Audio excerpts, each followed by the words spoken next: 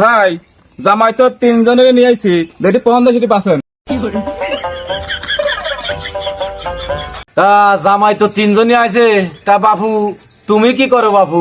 Uncle, আমি তো ভালো একটা কোম্পানিতে চাকরি করি। বাবু তুমি সাধারণ কোম্পানিতে চাকরি করো, আমার ভালো লাগলো না, আমি বিয়া দিব না। তো বাবা তুমি কি চাকরি করো? আমি তো আঙ্কেল বিজনেস করি। ইটালিতে কোটি কোটি টাকা আছে, বাড়ি গাড়ি সব আছে।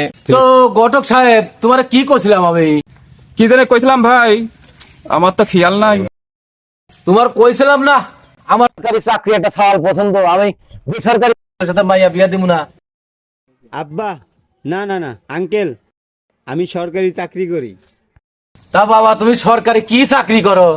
আব্বা, আঙ্কেল, আমি সরকারি পিয়নের চাকরি করি। তো বাবা তোমার সাথে বিয়া ফাইনাল।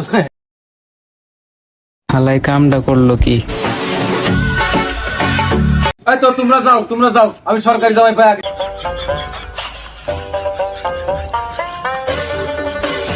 আব্বা, হ্যাঁ জামাই, আব্বা, হ্যাঁ জামাই দেন। দিমু তো অবশ্যই দিমু না, দিওর লাগে তো সব জোগাড় জান্তি করছি আমি। এই যে দিলাম জামাই, জামাই গো,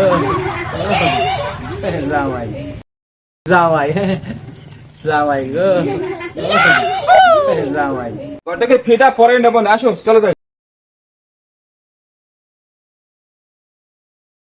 দাঁড়া শালার ঘটক।